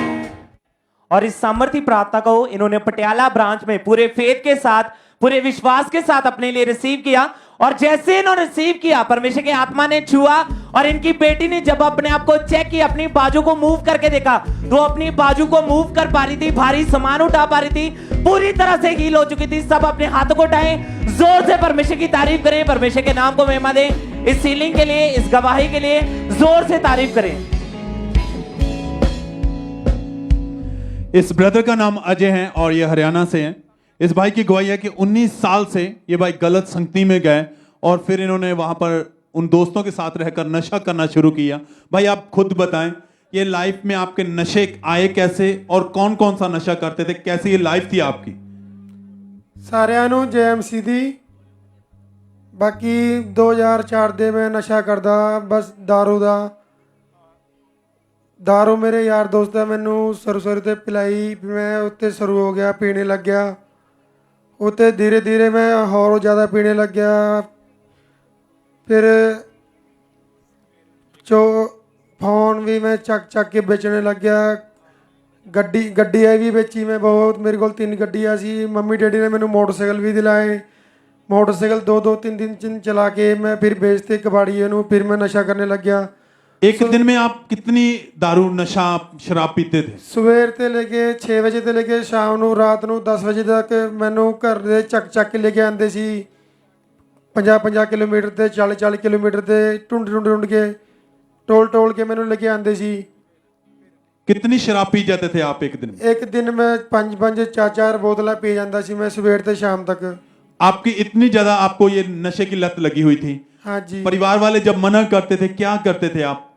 परिवार वाले मना करते सी, मैं हटदा ही नहीं सी। मैं घर छड़ के भज जांदा सी, बाहर जाके नशा करता सी। और जब पैसे नहीं होते थे आपके पास, कहाँ से पैसे लेते थे वो नशा करने के लिए? फिर मैं झूठ कह के मम्मी डैडी नूं मैं मेरी बाइक इत्थे फड़ ली, पुलिस वालियां ने मैनू पैसे भेजो, गड्डी छड़ानी है। फिर पैसे मंगा के मैं उदी नशा ही करता सी, दारू पींदा जी। और ज्यादातर आप भाई घर से बाहर रहते थे? हाँ, बाहर ही रहिंदा सी, घर घट रहिंदा सी। क्यों, क्या कारण था घर से बाहर रहने का? बस मैनू नित लगी सी, मैं नशा ही मेरा बद्या रहिंदा सी। बाहर ही किते अड्डे ते पै रहिंदा सी, किते रोड ते पै रहिंदा सी नशा करके। और नशे के लिए, पैसों के लिए आप अपने परिवार को बहुत ज्यादा परेशान करते थे? बहुत ज्यादा परेशान किया। जिन्ना भी मम्मी डैडी कोल पैसे सी मैं सारे उन्होंने बर्बाद करते। आपने बहुत बार खुद को अपनी बॉडी को नुकसान दे के, मैं हाथ भी बड़े, मेरे खून भी बहुत कढ़िया, कह के पैसे भी मंगाए, मैंने पट्टी करानी है, फिर भी मैं नशा ही किया। और ऐसी लाइफ थी कि नशे की लत इतनी ज्यादा लग चुकी थी, बिना नशे के नहीं आप रह पाते थे। ਇੱਕ ਦਿਨ ਮੈਂ 1 ਘੰਟਾ ਵੀ ਨਹੀਂ ਰਹਿ ਸਕਦਾ ਸੀ, ਮੈਂ 24 ਘੰਟੇ ਨਸ਼ੇ ਵਿੱਚ ਹੀ ਰਹਿੰਦਾ ਸੀ। यहां तक ऐसी हालत होती थी कि बाहर से उठाकर आपके परिवार वाले लेके आते थे। ਘੱਟ ਦੀ ਘੱਟ ਮੈਨੂੰ 20 ਵਾਰ ਚੱਕ ਕੇ ਲੈ ਕੇ ਆਏ ਮੰਮੀ ਡੈਡੀ ਟੋਲ ਕੇ ਨਸ਼ੇ ਵਿੱਚ ਬੇਹੋਸ਼ ਨੂੰ। और नशे के चक्कर में आपने घर से बहुत सारी चीजों को बेच दिया। ਅੱਜ ਬਹੁਤ ਵਾਰ ਵੇਚਿਆ, ਬਾਈਕਾਂ ਵੀ ਵੇਚੀ, ਘੱਟ ਦੀ ਘੱਟ 15 ਬਾਈਕਾਂ ਵੇਚੀ ਮੈਂ ਨਸ਼ੇ ਵਿੱਚ, 3 ਗੱਡੀਆਂ ਵੇਚੀ ਮੈਂ ਨਸ਼ੇ ਵਿੱਚ ਹੀ। ਇੱਕ ਵਾਰ ਮੇਰੀ ਗੱਡੀ ਦਾ ਐਕਸੀਡੈਂਟ ਹੋ ਗਿਆ, ਗੱਡੀ ਮੇਰੀ ਖੱਡ ਵਿੱਚ ਗਿਰ ਗਈ, ਫਿਰ ਮੈਂ ਬਚ ਗਿਆ। ਗੱਡੀ ਕਬਾੜੀ ਨੂੰ ਵੇਚ ਕੇ ਉਹਦਾ ਵੀ ਮੈਂ ਨਸ਼ਾ ਹੀ ਕਰ ਲਿਆ। और घर से जेवरात तक भी आपने, ਅੱਜ ਜੋ ਵੀ ਜੇਵਰ ਮੰਮੀ ਡੈਡੀ ਮੈਨੂੰ ਬਣਾ ਕੇ ਦਿੱਤੇ ਸੀ ਮੈਂ 1-2 ਦਿਨ ਰੱਖਦਾ ਸੀ, ਮੈਂ ਵੇਚ ਕੇ ਉਹ दारू ਨਸ਼ਾ ਕਰ ਲੈਂਦੇ ਸੀ। और बहुत जब वहां से नहीं पैसे मिलते तो फिर बाहर से चोरी करना। ਫਿਰ ਚੋਰੀਆਂ ਕਰਨੇ ਲੱਗਿਆ, ਮੈਂ ਫੋਨ ਕੱਢਣੇ ਲੱਗਿਆ ਬੰਦਿਆਂ ਦੇ ਜੇਬ 'ਚ, ਫੋਨ ਕੱਢ ਸੌਂਦਾ ਰਹਿੰਦੇ ਉਹ ਫੋਨ ਕੱਢ ਕੇ ਵੇਚਣੇ ਲੱਗਿਆ। ਉਹਦਾ ਵੀ ਵੇਚ ਕੇ ਨਸ਼ਾ ਕਰਨੇ, दारू ਦਾ ਹੀ ਨਸ਼ਾ ਕਰਦਾ ਸੀ। और इन सालों में आपने कितने लाखों का नशा किया है? ਜਦ ਤੇ ਮੈਂ 2004 ਤੇ ਘੱਟ 25-30 ਲੱਖ ਰੁਪਏ ਦਾ ਨਸ਼ਾ ਤਾਂ ਕਰ ਲਿਆ। और नशे के चक्कर में आप लड़ाई झगड़ा गाली गलौज, ਗਾਲੀ ਕਲੋਜ਼, ਮੰਮੀ ਨੂੰ ਮੰਮੀ ਨਹੀਂ ਸੁਣਨੀ, ਭੈਣ ਨੂੰ ਭੈਣ ਨਹੀਂ ਸੁਣਨੀ, ਡੈਡੀ ਨੂੰ ਡੈਡੀ ਨਹੀਂ ਸੁਣਨਾ। ਨਸ਼ੇ ਪਿੱਛੇ ਮੇਰਾ ਪੂਰੀ ਜ਼ਿੰਦਗੀ, ਮੇਰਾ ਘਰ-ਬਾਰ ਸਾਰਾ ਬਰਬਾਦ ਹੋ ਗਿਆ। और आप उस समय आपके रिश्तेदार लोग, आपके परिवार वाले दोस्त क्या कहते थे? ਮੈਨੂੰ ਕਹਿੰਦੇ ਸੀ ਇਹ ਇੱਥੇ ਵਧੀਆ ਮਰ ਜਾਏ ਉਹ ਵਧੀਆ ਹੈ। ਮੈਨੂੰ ਕਹਿੰਦੇ ਸੀ ਤੁਹਾਡਾ ਮੁੰਡਾ ਨਹੀਂ ਆਏਗਾ, ਇਹ ਤੁਹਾਡਾ ਦੁਸ਼ਮਣ ਪੈਦਾ ਹੋਇਆ ਵਾ ਤੁਹਾਡੇ ਘਰ। और सब आपको नशेड़ी करके बुलाते थे ज्यादातर। ਨਸ਼ੇੜੀ ਕਹਿੰਦੇ ਸੀ ਇਹ ਸਭ ਤੋਂ ਜ਼ਿਆਦਾ ਤਗੜਾ ਨਸ਼ੇੜੀ ਹੈ, ਇਹ ਨਸ਼ਾ ਨਹੀਂ ਛੱਡ ਸਕਦਾ। और लोग आपको अपने घर में नहीं आने देते थे, रिश्तेदार आपको आने नहीं देते थे। ਜਿੱਥੇ ਮੈਂ ਚਲੇ ਜਾਂਦਾ ਸੀ ਉਹ ਆਪਣਾ ਘਰ ਚੱਕ ਕੇ ਹੋਰ ਜਗ੍ਹਾ ਚਲੇ ਜਾਂਦੇ ਸੀਗੇ। ਬਈ ਇਹ ਤਾਂ ਲੜਾਈ ਕਰਦਾ, दारू ਪੀ ਕੇ ਗਾਲੀਆਂ ਕੱਢਦਾ ਹੈ ਕੁੜੀਏ ਨੂੰ, ਕਿਹਨੂੰ ਸੁਣਦਾ ਹੀ ਨਹੀਂ ਹੈ, ਨਾ ਭੈਣ ਨੂੰ ਨਾ ਮੰਮੀ ਨੂੰ। और आप हालात, आपकी कंडीशन ऐसी थी कि लोग कहते थे ये घर में ना आए, क्योंकि कई बार आपने लोगों का सामान चोरी करके बेच दिया था। ਅੱਜ ਮੈਂ ਘਰ ਤੇ ਵੀ ਫੋਨ ਚੱਕ ਕੇ ਵੇਚੇ, ਆਪਣੇ ਭਾਈ ਦੇ ਵੀ, ਭਤੀਜੇ ਦੇ ਵੀ ਫੋਨ ਚੱਕ ਕੇ ਵੇਚੇ, ਜੀਜੇ ਦੇ ਵੀ ਫੋਨ ਚੱਕ ਕੇ ਵੇਚੇ। और माँ बाप हमेशा परिवार वाले आपको कोसते रहते थे। ਹਾਂਜੀ ਮੈਨੂੰ ਸਾਰੇ ਹੀ ਕੋਸਦੇ ਸੀ ਕਿ ਕਿੱਦਾਂ ਦਾ ਮੁੰਡਾ ਜਨਮ ਹੋਇਆ ਸਾਡੇ ਘਰ। और आपको नशा छुड़ाऊ केंद्र में भी भेजा गया। ਮੈਨੂੰ ਨਸ਼ਾ ਮੁਕਤੀ ਵੀ ਭੇਜਿਆ 7 ਵਾਰ। ਇੱਕ ਵਾਰ 7 ਮਹੀਨੇ ਕੱਟੇ, 4 ਮਹੀਨੇ ਕੱਟੇ, 2 ਮਹੀਨੇ ਕੱਟੇ, 10-15 ਹਜ਼ਾਰ ਰੁਪਏ ਮਹੀਨਾ, ਉਹਦੇ ਵਿੱਚ ਵੀ ਮੇਰਾ ਨਸ਼ਾ ਨਹੀਂ ਛੱਡਿਆ। और इस तरह लाखों रुपया आप पर खर्च किया गया आपके परिवार के द्वारा। ਹਾਂਜੀ ਬਹੁਤ ਪੈਸੇ ਖਰਚ ਕੀਤਾ ਡੈਡੀ ਨੇ। और अन्य जगहों पर भी लेके गए आपके परिवार वाले। ਬਹੁਤ ਜਗ੍ਹਾ ਲੈ ਕੇ ਗਏ, ਪੰਡਿਤਾਂ ਦੇ ਬਹੁਤ ਜਗ੍ਹਾ ਲੈ ਕੇ ਗਏ, ਬਹੁਤ ਜਗ੍ਹਾ। ਮੈਨੂੰ ਉੱਥੇ ਵੀ ਛੱਡ ਨਹੀਂ ਹੋਇਆ, ਦਾਗੇ ਕਰਾਏ, ਹਰ ਜਗ੍ਹਾ ਕਰਾਏ, कुछ नहीं छट गया, फिर भी मैं नशा छड्या ही नहीं। ये भाई की कंडीशन इतनी ज्यादा खराब थी कि परिवार वाले सोचते कहीं से भी अब हमारा बेटा सही हो जाए। लाखों रुपया इनके ऊपर खर्चा किया गया, डॉक्टरों से इलाज करवाया गया, नशा छुड़ाऊ केंद्र में भेजा गया, लाखों रुपए और बहुत महंगे महंगे आप पर इंजेक्शन भी लगाए गए आपको। हाँ जी, टीके भी लगाए मैंने नशे छड्डने वाले, फिर भी मैं नहीं छड्या नशा। ये भाई की आदत इतनी ज्यादा नशे में, इतने ज्यादा ये रहते थे नशे में कि ये कहते थे खाना नहीं चाहिए, बस मुझे नशा चाहिए। नशे के चक्कर में घर से दूर रहते थे ताकि कहीं भी मुझे कोई रोकने वाला ना हो। परिवार वाले से झूठ बोलना, लड़ाई झगड़ा करना, उनकी चीजें चुरा के बेचना, ये सब ऐसे करके अपने नशे को पूरा करते थे। आपकी लाइफ ऐसी खराब हो चुकी थी, खुद के मन में फिर क्या आता था? मेरी लाइफ ऐसी हो गई थी, बस मैं मर जाना ही वाला था मैं, बस मेरी टाइम पूरी हो गई थी। मैंने तो बस यीशु मसीह ने साथ दे दिया, मैंने टच कर लिया, मैंने बचा लिया। आप नशे में ही डिप्रेशन में चले गए थे? हाँ जी, क्योंकि आपको लगता था जिंदगी खत्म है। मैं तो सोच के था मेरी जिंदगी खत्म है, बस खत्म ही होने वाला है बस मैं। और आपने इन सालों में बहुत बार सुसाइड करने की कोशिश की? सुसाइड करने की कोशिश की। मैं घर भज के मम्मी डैडी ਨੂੰ ਕਹਿੰਦਾ ਸੀ मेरी टेंशन ना करो, मैं मर जाना ਅੱਜ। कैसे कैसे सुसाइड करने की कोशिश की? कितनी बार कोशिश की? मैं मेरे हाथ भी करते करते बहुत 50 जगह ਤੇ ਵੱਡੇ ਹੋਏ ਆ, ਟਾਂਕੇ ਵੀ ਲੱਗੇ ਹੋਏ ਆ, ਬਹੁਤ ਕੁਝ ਹੋਇਆ ਵਾ। ਨਹਿਰ ਵਿੱਚ ਛਾਲ ਮਾਰਨ ਦੀ ਕੋਸ਼ਿਸ਼ ਕੀਤੀ, ਫਿਰ ਵੀ ਮੈਨੂੰ ਬਚਾਣੇ ਵਾਲੇ ਨੇ बचा लिया। यीशु मसीह है बचाने वाला, और कोई नहीं। सब तारीफ करें पहले तो परमेश्वर के नाम को महिमा दें। ये भाई की जिंदगी इतनी ज्यादा खराब थी, 20 से 25 बार लाइफ से दुखी होके, परेशान होके इन्होंने खुद को खत्म करने की भी कोशिश की, पर परमेश्वर की दया रही। और फिर भाई आप चर्च के साथ कैसे जुड़े, कैसे पता चला चर्च के बारे में आपको? चर्च के बारे में मेरी भाई दी कुड़ी देखती है कि खामरा चर्च, वो मैनू कहने लगी तू भी कैमरा जरा देख लेगा तेरे को बड़ा फोन होएगा। फिर मैं सुनने लग गया, फिर मैं धीरे धीरे ਇਹਦੇ 'ਚ आने लग गया, ऑनलाइन देखने लग गया। फिर एक बार मैं इतने आके भी गया, 19 तरीक ਦੀ 16 तरीक की मीटिंग भी करके गया। ਉਹਦੇ बाद भी मैं ठीक हो गया। ਉਹਦੇ बाद भी मैं फिर नशे लगातार आप फिर चर्च के साथ जुड़ गए। हाँ जी। और ये भाई फिर लगातार चर्च में जुड़ गए। इन्होंने देखा कि लोगों की जिंदगियां नशे से खराब थी, परमेश्वर उन्हें चंगा कर सकता है, मुझे भी कर सकता है। 9 अप्रैल 2023 को ये भाई चर्च में मौजूद थे और उस दिन परमेश्वर के दास ने प्रार्थना की।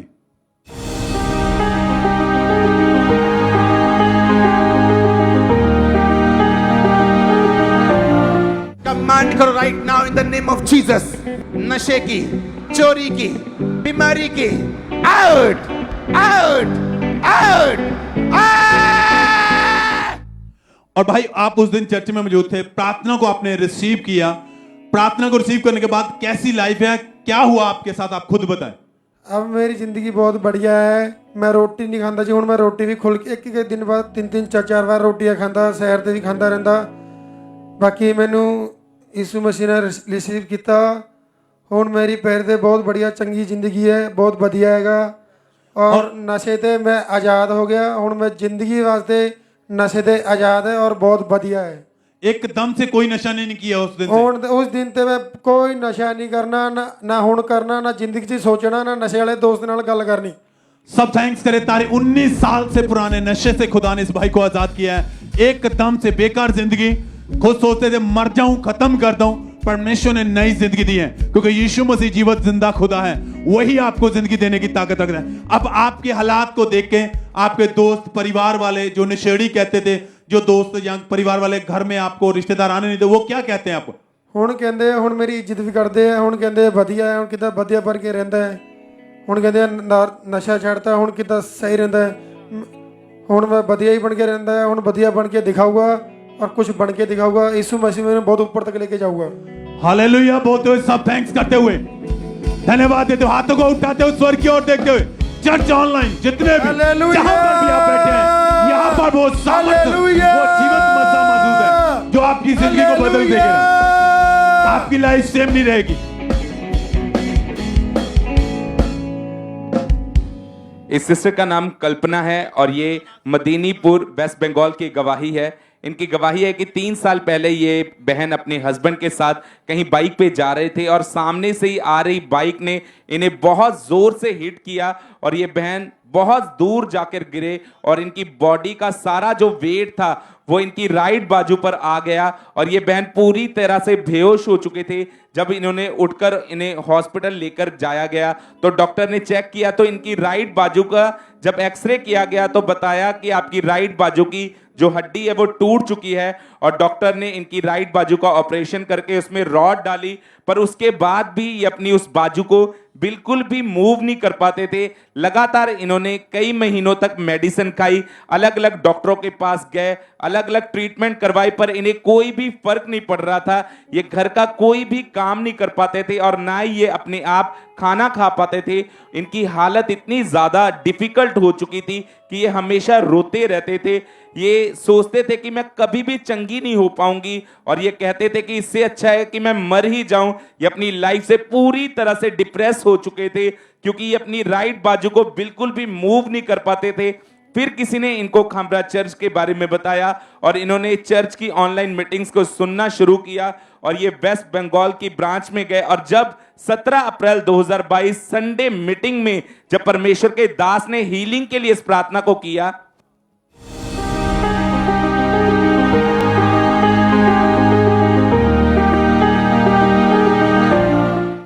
देख रहा हूं हड्डियों की हीलिंग होते हुए। अपने आप को चेक करो, जो नहीं कर सकते करो।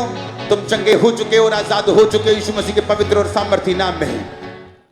और ये बहन बताते कि जैसे ही इन्होंने इन वर्ड्स को अपने लिए रिसीव किया, इन्होंने अपने आप को चेक किया, इन्हें अपनी बॉडी में सामर्थ महसूस हुई और जब इन्होंने अपनी राइट बाजू को मूव करके देखा तो ये अपनी बाजू को पूरी तरह से मूव कर पा रहे थे और आज 1 साल 10 दिन हो चुके हैं, ये पूरी तरह से हील हो चुके हैं। इस गवाही के लिए परमेश्वर का थैंक्स करते हैं, तारीफ करेंगे परमेश्वर की इस बड़ी गवाही के लिए, इस हीलिंग के लिए जोर से तारीफ करेंगे जीवित परमेश्वर की।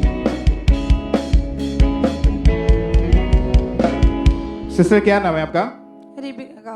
ये आपके बेटे की टेस्टमनी है? हाँ जी। कहाँ के रहने वाले हैं आप? तरन तारण से। और इस बेटे की कितनी उम्र है अभी? 5 साल 2 महीने। 10 जनवरी 2023 को आपका बेटा खेलते वक्त 12 फुट की ऊंचाई से नीचे गिर गया था। हाँ जी। कैसे गिरा और क्या हुआ इसको उसके बाद? ਇਹ ਆਪਣੀ ਮਾਸੀ ਦੇ ਘਰ ਦਾਦੀ ਦੇ ਨਾਲ ਗਿਆ ਸੀ ਔਰ ਕੋਠੇ ਤੇ ਖੇਡਦੇ ਖੇਡਦੇ ਇੱਕਦਮ ਅਚਾਨਕ ਹੀ ਨੀਚੇ ਡਿੱਗ ਗਿਆ ਔਰ ਡਿੱਗਣ ਤੋਂ ਬਾਅਦ ਇਹਨੂੰ ਅਸੀਂ ਉਸੇ ਟਾਈਮ ਡਾਕਟਰਾਂ ਦੇ ਕੋਲ ਲੈ ਕੇ ਗਏ। ਜਦੋਂ ਅਸੀਂ ਡਾਕਟਰਾਂ ਕੋਲ ਖੜਿਆ ਤੇ ਉਹਨਾਂ ਨੇ ਜਵਾਬ ਦੇ ਦਿੱਤਾ ਕਿ ਇਹਨੂੰ ਕਿਸੇ ਵੱਡੇ ਹਸਪੀਟਲ ਦੇ ਵਿੱਚ ਲੈ ਜਾਓ, ਇਹਦੀ ਕੰਡੀਸ਼ਨ ਬਹੁਤ ਮਾੜੀ ਆ। ਫਿਰ ਅਸੀਂ ਤਰਨਤਾਰਨ ਹਸਪੀਟਲ ਦੇ ਵਿੱਚ 2 ਹਸਪੀਟਲ 'ਚ ਲੈ ਕੇ ਗਏ, ਉੱਥੇ ਡਾਕਟਰਾਂ ਨੇ ਜਵਾਬ ਦੇ ਦਿੱਤਾ ਇਹਨੂੰ। ਉਸ ਤੋਂ ਬਾਅਦ ਫਿਰ ਅਸੀਂ ਅੰਮ੍ਰਿਤਸਰ KD ਹਸਪੀਟਲ ਲੈ ਕੇ ਗਏ ਔਰ ਉੱਥੇ ਜਦੋਂ ਇਹਨੂੰ ਐਡਮਿਟ ਕਰਵਾਇਆ ਗਿਆ, ਡਾਕਟਰਾਂ ਦਾ ਇਹ ਕਹਿਣਾ ਸੀ ਕਿ ਇਹ ਜਿੰਨਾ ਚਿਰ ਇਹ ਵੋਮਟਿੰਗ ਨਹੀਂ ਕਰੇਗਾ, ਇਹਨੂੰ ਕੋਈ ਸੱਟ ਨਹੀਂ ਲੱਗੀ ਸੀ ਨਾ, ਜਿੰਨਾ ਚਿਰ ਇਹ ਵੋਮਟਿੰਗ ਨਹੀਂ ਕਰੇਗਾ ਬਲੱਡ ਦੀ, ਉਹਨਾਂ ਚਿਰ ਅਸੀਂ ਕੁਝ ਕਹਿ ਨਹੀਂ ਸਕਦੇ। और उस समय कंडीशन कैसी थी? बच्चा बेसुध था या क्या थी हालत इसकी? ਬਿਲਕੁਲ ਬੇਹੋਸ਼ ਸੀ, ਇਹਨੂੰ ਬਿਲकुल ਸੁਰਤ नहीं सी। और जब डॉक्टर ने इसके दिमाग की सीटी स्कैनिंग की, MRI की, तो क्या बोला कि हुआ क्या इसमें? फ्रैक्चर सी सिर ਦੇ ਵਿੱਚ बहुत ज़्यादा। सिर की हड्डी में फ्रैक्चर था। हाँ जी। और इमीडिएटली ICU में एडमिट इसको कर लिया गया था। हाँ जी। और लगातार ICU में रखा, आर्टिफिशियल ऑक्सीजन लगा दी थी। हाँ जी। डॉक्टर ने क्या बोला था कि कितने घंटे का टाइम है इसके पास? 72 घंटे का। फिर क्या हुआ जब ऐसी बात डॉक्टर ने बोली और फैमिली से साइन तक करवा लिए थे उसने? हाँ जी, साइन भी करवा ले सी साढ़े तो। क्या बोलते थे डॉक्टर और फैमिली आपकी क्या बोलती थी उस समय? ਅਸੀਂ ਸਾਰੇ ਬੜੇ ਪਰੇਸ਼ਾਨ ਸੀ, ਬਹੁਤ ਜ਼ਿਆਦਾ ਰੋਂਦੇ ਪਏ ਸੀ ਕਿ ਇਹਨੂੰ ਕੁਝ ਹੋ ਨਾ ਜਾਵੇ ਵੀ। क्योंकि डॉक्टर ने बोला था कि इलाज के दौरान हो सकता है इसकी डेथ भी हो सकती है। हो सकती है। हाँ जी। और डॉक्टर ने बोला कि इसको ब्लड की वॉमिटिंग, क्योंकि जब दिमाग के अंदर चोट लगी, सिर के अंदर चोट लगी, तो हाँ ब्लड की वॉमिट आना बहुत जरूरी होता है। हाँ जी। हाँ डॉक्टर ने बताया अगर ऐसा नहीं हुआ तो ये हो सकता है कोमा में चले कोमा जाए, में भी जा सकता है लंबे टाइम के लिए। हाँ जी। और ये सुनकर आप और आपकी पूरी फैमिली घबरा गए। हाँ जी। और आप पहले से मसीह में थे। हाँ जी। आपका विश्वास था। क्या हुआ फिर? कैसे परमेश्वर ने आपके बेटे को चंगा किया? ਮੈਂ ਲਗਾਤਾਰ ਮਾਊਂਟਨ ਪ੍ਰੇਅਰ ਸੁਣਦੀ ਰਹੀ ਔਰ ICU ਦੇ ਵਿੱਚ 5 ਦਿਨ ਇਹ ਰਿਹਾ ਸੀ ਔਰ 10 ਜਨਵਰੀ ਨੂੰ ਪਾਪਾ ਮਾਊਂਟਨ ਪ੍ਰੇਅਰ ਦੇ ਵਿੱਚ ਆਏ ਸੀ ਔਰ ਮੈਂ ਲਗਾਤਾਰ ਹੀ ਉਹਨਾਂ ਦੀਆਂ ਪ੍ਰਾਰਥਨਾ ਨੂੰ ਰਿਸੀਵ ਕਰਦੀ ਹੁੰਦੀ ਸੀ। ਜਿਸ ਦਿਨ 15 ਜਨਵਰੀ ਨੂੰ ਸੰਡੇ ਮੀਟਿੰਗ ਹੋਈ, ਉਸ ਦਿਨ ਪਾਪਾ ਨੇ ਹੱਡੀਆਂ ਵਾਸਤੇ ਪ੍ਰਾਰਥਨਾ ਕੀਤੀ ਸੀ। 15 जनवरी 2003 आप मतलब हॉस्पिटल से हाँ, देख रहे मैं थे? ऑनलाइन देख रही थी। आप अपने बेटे के पास ही थे? हाँ जी, बेटे के पास ICU में देख रही थी। और 15 जनवरी 2023 को संडे मीटिंग के दौरान जब परमेश्वर के दास ने हीलिंग के लिए, चंगाई के लिए प्रार्थना की, तो बाय फेथ इन्होंने उस प्रार्थना को अपने लिए रिसीव किया, अपने बेटे के लिए रिसीव किया।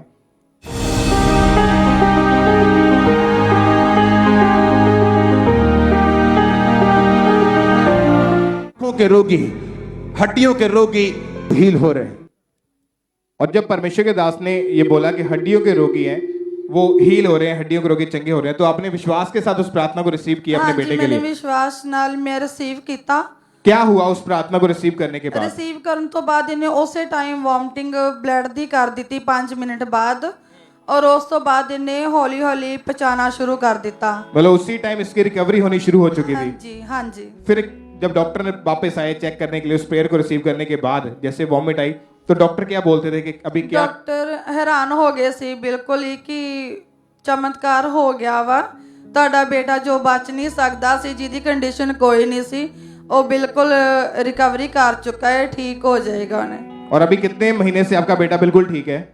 2.5 महीने तो बिल्कुल ठीक है मेरा बेटा। कोई इसको सिर में प्रॉब्लम नहीं है? कोई हाँ जी, ब्रेन में कोई प्रॉब्लम नहीं है? हाँ जी। तारीफ करें सब जन जोर से, तालियों के साथ जीवित परमेश्वर के नाम को महिमा, इस बड़ी हीलिंग के लिए, इस बड़ी गवाही के लिए जीवित परमेश्वर का थैंक्स करें। और अभी 2.5 महीने से ये प्रॉपर हील है, खाना खा पा रहा है। हाँ जी। और कोई तकलीफ नहीं है इसको। हाँ जी। तारीफ करें सब परमेश्वर का थैंक्स करें इस चंगाई के लिए, जीवित परमेश्वर के नाम को महिमा देते हुए जोर से तालियों के साथ थैंक यू जीसस बोले और जीवित परमेश्वर के नाम को महिमा दे इस हीलिंग के लिए। अगली गवाही हम सुनेंगे फिरोजपुर चर्च ब्रांच से, ब्रदर हैप्पी इनका नाम है। और इनकी गवाही है कि 2 साल पहले ये भाई कहीं काम करने के लिए गए। जहाँ ये भाई काम करते थे वहाँ इनके जो है रूममेट्स नशा करते थे बहुत ही ज़्यादा। उन्होंने इस भाई को नशा करने के लिए बोला, लेकिन उन्होंने मना कर दिया। परंतु इनके बार बार कहने के कारण इस भाई ने जो है एक बार शराब पी ली। जैसे ही इस भाई ने शराब पिया तो ऐसे ही इन्होंने लगातार जो है शराब का स्वाद चखने के लिए डेली ये जो है शराब पीना इन्होंने शुरू किया। और धीरे धीरे जो है इन्हें आदत पड़ गई। सिगरेट, बीड़ी, जर्दा, कुलिप, ये भाई जो है इस प्रकार के नशा को भी जो है धीरे धीरे जो है स्टार्ट इन्होंने कर दिया था और इसके पूरी तरह से ये आदी हो गए थे। और सभी नशा जो है ये रोज़ शुरू इन्होंने कर दिया था करना। और इनको इतनी ज़्यादा लत लग गई थी कि भाई अपनी कमाई का आधा से ज़्यादा हिस्सा जो है नशे में ही उड़ा देते थे। अगर इनके पास पैसे नहीं होते थे तो ये भाई अपने दोस्तों के पैसे चुरा लेते थे और इतना ही ज़्यादा जो है पैसे सभी जो है नशे में ही उड़ा देते थे। और सारा सामान जो है ये अपने रूम का बेच बेच कर जो है ये भाई नशा करते थे। नशे के साथ साथ जो है ये भाई व्यभिचार में भी चले गए और इनके बाहर गलत संबंध थे। अपनी बॉडी के साथ ये गलत काम करते थे और गलत मूवीज़ ये देखते थे। हर वक्त ये भाई जो है सोशल नेटवर्किंग साइट पे एक्टिव रहते थे और सारा दिन और रात ये भाई फ़ोन पे ही बातें करते थे। और ये भाई बताते हैं कि इनकी कंडीशन बहुत ही ज़्यादा ख़राब हो चुकी थी। कई बार ये सोचते थे कि मैं क्या कर रहा हूँ और कैसी लाइफ में जी रहा हूँ। और इस सब के बारे में इनकी फैमिली को नहीं पता था। और जब पता चला तो इन्हें समझाते थे कि ये सब नशे और व्यभिचार गलत है। और इनको रोकने पर ये भाई अपनी फैमिली को गालियां निकालते थे और उनके साथ मारपीट करना जो है ये शुरू कर देते थे। और लगातार नशे में ये भाई बढ़ते ही जा रहे थे। लेकिन ये इस चीज़ से छूटना चाहते थे। इन्हें पता ही नहीं चला कैसे ये इस जाल में फंसते गए और इनकी कंडीशन दिन प्रतिदिन बहुत ही ज़्यादा बदतर होती जा रही थी। बहुत ही नर्क वाली लाइफ बनती जा रही थी इनकी। और ये खुद नशा छोड़ना चाहते थे और व्यभिचार को छोड़ना चाहते थे, लेकिन छोड़ नहीं पा रहे थे। फिर इनकी फैमिली ने खामरा चर्च लेकर आए। इन्होंने गवाहियों को, वचनों को सुना। इनका विश्वास बढ़ा कि सच में परमेश्वर आज़ाद करने वाला परमेश्वर है। इतने लोगों को वो छुड़ा रहा है तो मुझे भी ज़रूर परमेश्वर आज़ाद करेंगे, मुझे भी ज़रूर छुड़ाएंगे। तो ये भाई जो है लगातार फिरोजपुर चर्च ब्रांच के साथ जुड़े रहे। फिर 7 अगस्त 2022 को परमेश्वर के दास ने मास प्रेयर के दौरान प्रार्थना की। आइए हम उस सामर्थी प्रार्थना को अपने टीवी स्क्रीन के ऊपर सुनेंगे।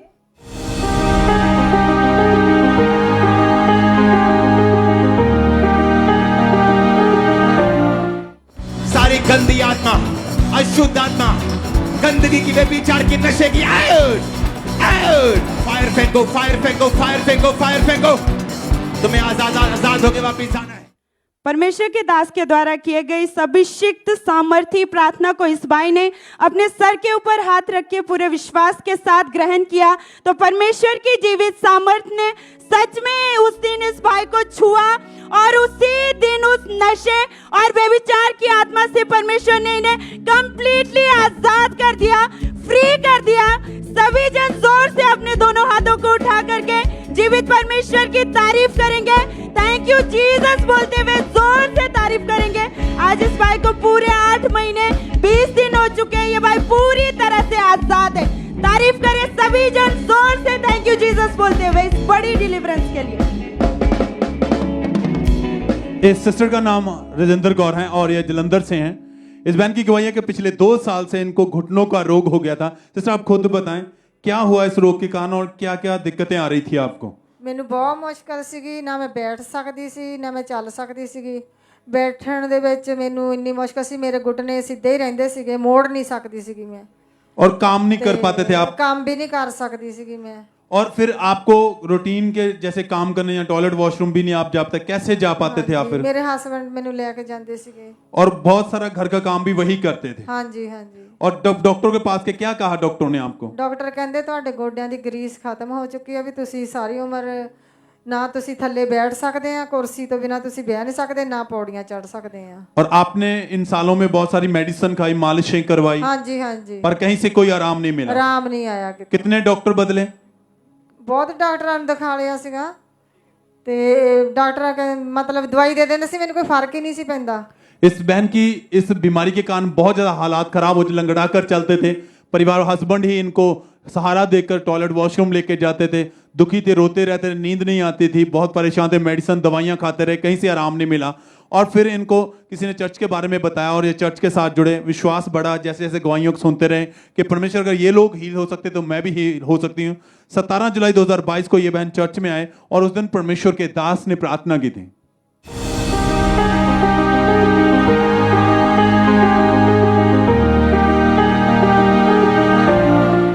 परमेश्वर का रूह आपके पैरों को, आपके घुटनों को, आपके टांग को छू रहा है और मैं आपको हील घोषित करता हूं। चंगे हो जाओ, चंगे हो जाओ, चंगे हो जाओ, चंगे हो जाओ, चंगे हो जाओ, चंगे हो जाओ। और जैसे ही प्रार्थना हुई, आपने उस प्रार्थना को अपने लिए रिसीव किया, क्या हुआ उसके बाद? ਮੈਂ ਫਿਰ ਚੱਲ ਕੇ ਦੇਖਿਆ ਵੀ ਮੈਂ ਠੀਕ ਹਾਂ, ਫਿਰ ਮੇਰੇ ਗੋਡਿਆਂ ਤੇ ਉਦੋਂ ਤਾਂ ਦਰਦ ਨਹੀਂ ਹੁੰਦੀ, ਹੁਣ ਮੈਂ ਚੱਲਦੀ ਆ, ਸਹੀ ਚੱਲਦੀ ਆ, ਠੀਕ ਹੈ, ਮੈਂ ਕੰਮ ਵੀ ਕਰਦੀ ਆ। चल फिर पाते हैं खुद? हाँ जी, हाँ जी। और उठ बैठ पाते हाँ जी, हैं? हाँ जी। फोल्ड कर पाते हैं? हाँ जी। उठ बैठ कर दिखाएं आप। सब थैंक्स करें, तारीफ करें इस गवाही के लिए, परमेश्वर के नाम को महिमा देते हुए, सब अपने हाथों को उठाते हुए खुदा को धन्यवाद देते हुए, उसके बड़े कामों के लिए, इस चंगाई के लिए, इस हीलिंग के लिए, सब धन्यवाद देते हुए सब जन।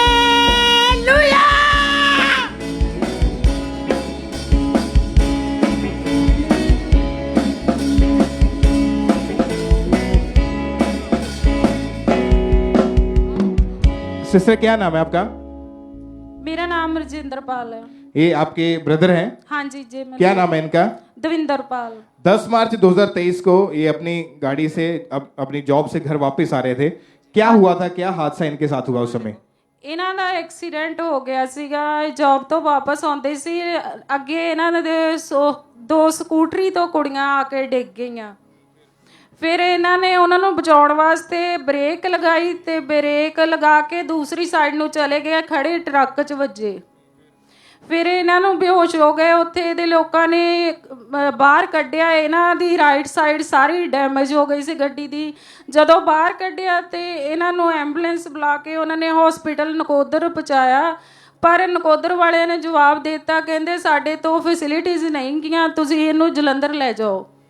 ਫਿਰ ਉੱਥੇ ਜਦੋਂ ਅਸੀਂ ਲਗਾਏ ਤਾਂ ਉਹਨਾਂ ਨੇ ਜਦੋਂ ਇਹਨਾਂ ਦਾ ਚੈੱਕਅਪ ਕੀਤਾ ਤੇ 11 ਤਰੀਕ ਨੂੰ ਉਹਨਾਂ ਨੇ ਇਹਨਾਂ ਦੇ ਵੈਂਟੀਲੇਟਰ ਪਾਉਣ ਦੀ ਸਲਾਹ ਦਿੱਤੀ।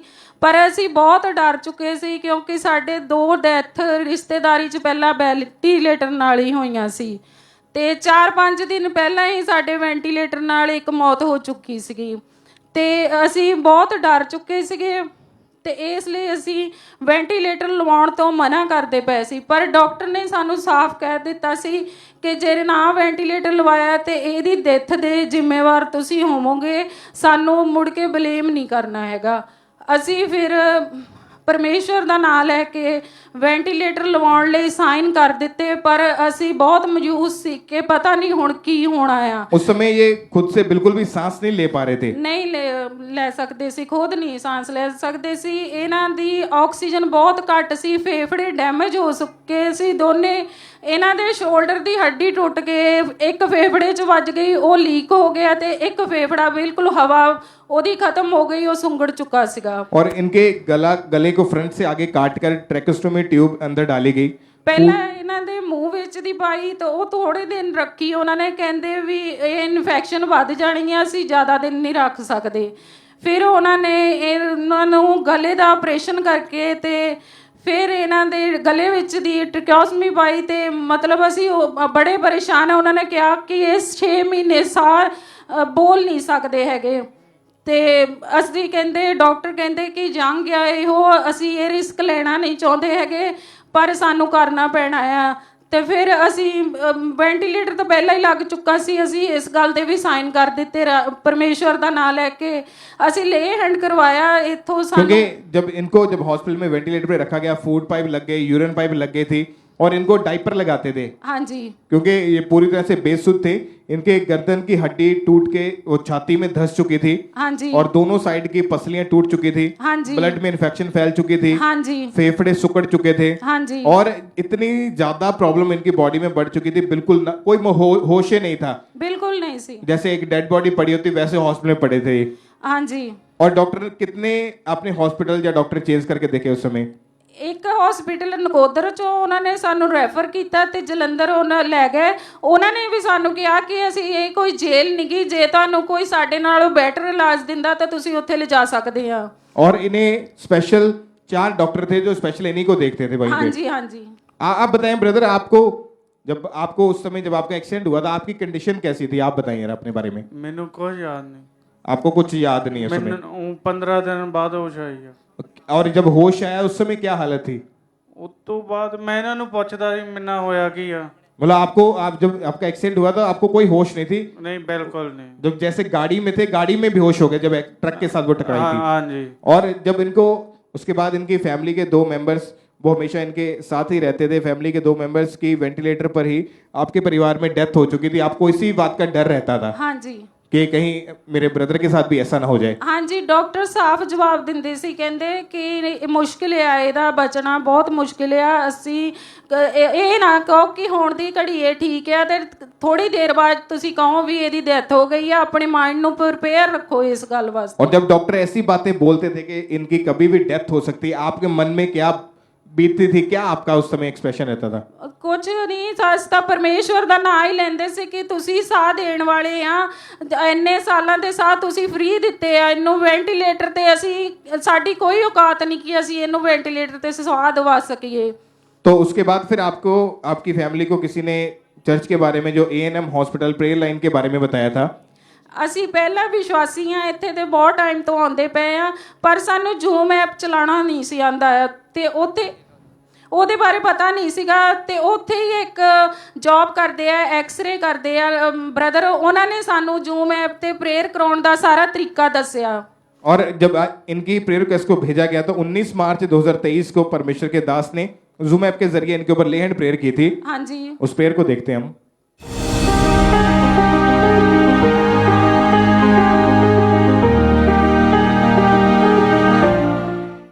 जो ऑनलाइन है हॉस्पिटल से राइट नाउ खुदाबंद का रूह आपको टच करे, हील करे, डिलीवर करे इन जीसस नेम। अपने हाथों को उठाओ। Thank you Jesus. Be healed, be healed. खुदाबंद की हीलिंग पावर को टच करते हुए हील हो, टेस्टिमनीज के साथ वापस आए। और जब प्रार्थना को रिसीव किया, जब परमेश्वर के दास ने आपके ऊपर प्रेयर की, सिस्टर आप बताएंगे इनके साथ क्या हुआ प्रेयर को रिसीव करने के बाद? ਪ੍ਰੇਅਰ ਲੈ ਹੈਂਡ ਹੋਣ ਤੋਂ ਬਾਅਦ ਡਾਕਟਰ ਨੇ ਸਾਨੂੰ ਕਾਫੀ ਦਿਨਾਂ ਬਾਅਦ ਦੱਸਿਆ ਕਿ 40% मूवमेंट हो रही है। और ये जो क्रिटिकल कंडीशन है उसमें से बाहर आ चुके हैं, डॉक्टर ने बोला। हाँ जी। और इनकी बॉडी में मूवमेंट होनी शुरू हो चुकी थी। हाँ जी। और डॉक्टर कह रहे थे अब इसकी डेथ नहीं हो सकती है। उन्होंने अपनी स्टेटमेंट चेंज कर दी थी उस हाँ जी, समय। उन्होंने स्टेटमेंट अपनी चेंज करनी शुरू कर दी थी। और डॉक्टर क्या बोलते थे?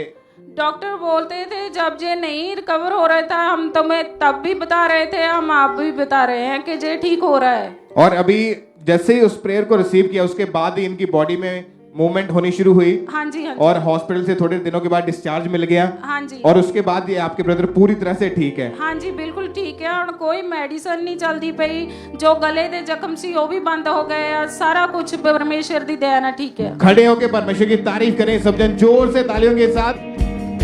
जीवित परमेश्वर के नाम को महिमा दे, अपने हाथों को हिलाएं। थैंक यू जीसस बोलो तालियों के साथ परमेश्वर का थैंक्स करें। अभी कितने महीने से ये बिल्कुल ठीक है? 6 ਅਪ੍ਰੈਲ ਨੂੰ ਇਹਨਾਂ ਨੂੰ ਡਿਸਚਾਰਜ ਮਿਲਿਆ ਸੀ। ਸਭ ਤੋਂ ਪਹਿਲਾਂ ਅਸੀਂ ਇਹਨੂੰ ਹਸਪੀਟਲ ਤੋਂ ਲਿਆਂਦਾ ਕੇ ਖਾਂਬਰੇ ਹੀ ਲੈ ਕੇ ਆਏ ਸੀ। और उस दिन के बाद ये बिल्कुल ठीक है? बिल्कुल ठीक है। तारीफ करें सब जन, जीवित परमेश्वर के नाम को महिमा दे, अपने हाथ को उठा के थैंक यू जीसस बोले और तालियों के साथ सब परमेश्वर के नाम को महिमा दे। इस बड़ी गवाही के लिए जोर से तालियों के साथ परमेश्वर की तारीफ करते जाएं।